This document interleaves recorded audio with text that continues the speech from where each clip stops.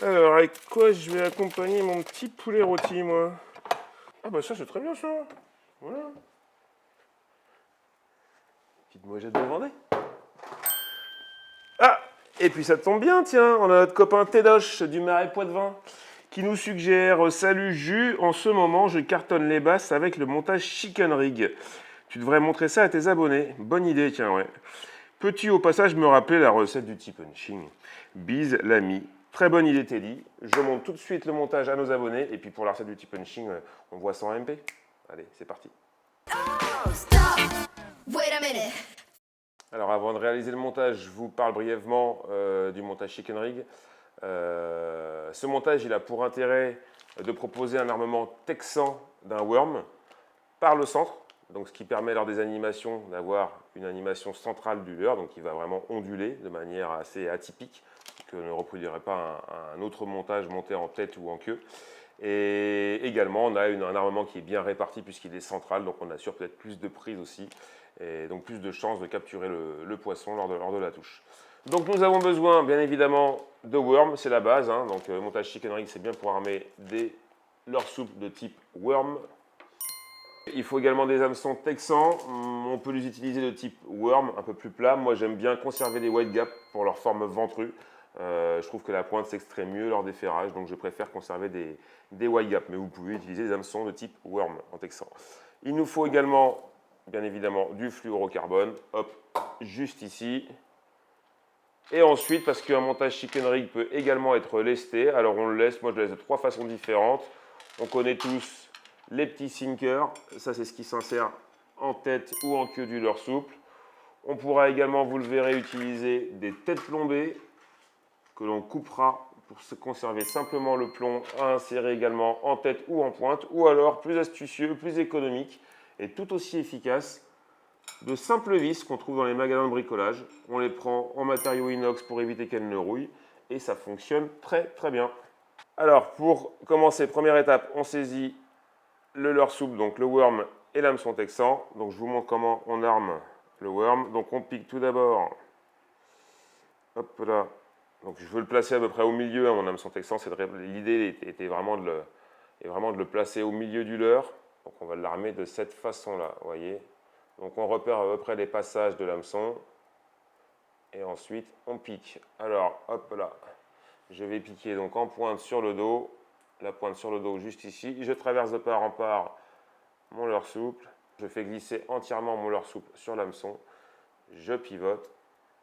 Voici mon œillet en position finale. Il ne me reste plus qu'à piquer mon leurre souple à nouveau donc à l'autre extrémité. Donc on repère où la pointe doit ressortir à peu près.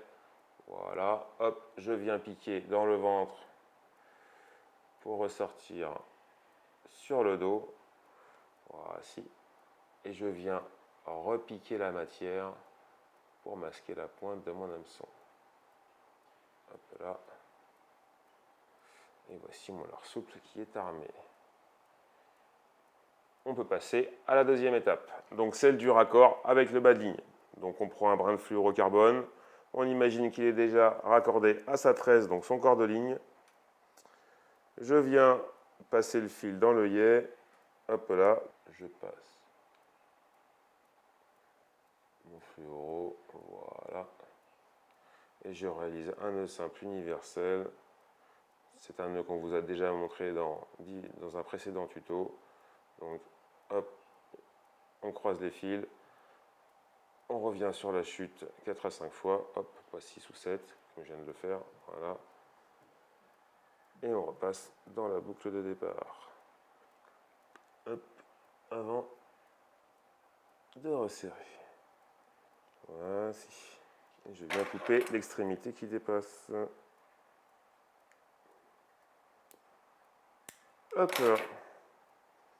Voilà. Mon worm est raccordé au bas de ligne. Alors ça peut tout à fait pêcher comme ça, il n'y a pas de problème. Donc vous l'aurez compris, la partie la plus dense ici du worm va descendre sur le fond. On peut lui donner des animations, donc il est animé un petit peu par le milieu. La queue continue de danser. L'armement est central, donc peu importe l'endroit où le poisson prend le worm, il aura toujours l'hameçon en contact avec sa mâchoire. Je vous montre rapidement, comme je viens de vous le dire, on peut les lester, donc de 3 façons différentes, hop, que j'aime bien utiliser. La première, la plus simple, la plus connue, ce sont les petits sinkers. Donc les petits sinkers, c'est les petits plombs qu'on vient simplement insérer. Alors certains se vissent, certains ici, comme ici, se mettent au forcing dans la tête du leurre. Voilà, donc j'ai légèrement lesté ma tête. Donc là, mon montage va ressembler à un petit poisson fouillant sur le fond. Hop, le sinker, la première solution. La deuxième, c'est la tête plombée. Alors on peut très bien recycler une tête plombée usagée. Alors celles-ci sont neuves. Pour le bien du tuto, je vais en sacrifier une. Attention les yeux. Je coupe avec la pince coupante. Hop là, la tige, abîmée, tordue ou détériorée. Je garde la fin de la tige et son ergot. Je peux également couper l'œillet d'attache qui ne me servira plus à rien ici. Du moins pour ce montage. Voilà. Et je peux l'utiliser désormais comme un petit lest amovible. Comme utilisé précédemment avec le sinker, je viens l'enfoncer. Hop là, en tête. Et je me retrouve, voilà, avec mon worm lesté en tête, de cette manière. Troisième et dernier moyen de lester son worm, ça c'est une petite astuce qui est plutôt pratique, pas cher, on peut faire des économies avec tout simplement des petites vis inox achetées en magasin de bricolage. Donc une tête ronde un peu qui épouse bien la forme du fond. Là on vient visser dans le leurre souple, tout simplement, voilà.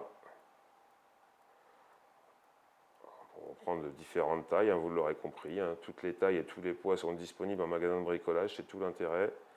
Hop, je viens visser dans mon worm. Voilà.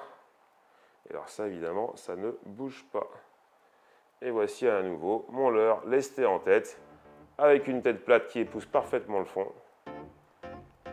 Et voici, vous savez désormais comment réaliser un montage chicken rig et le lester à volonté. Je vous laisse mettre ça en application sur les black bass, vous verrez c'est redoutable. Et puis nous on passe à la question suivante. Oh, stop. Wait a minute.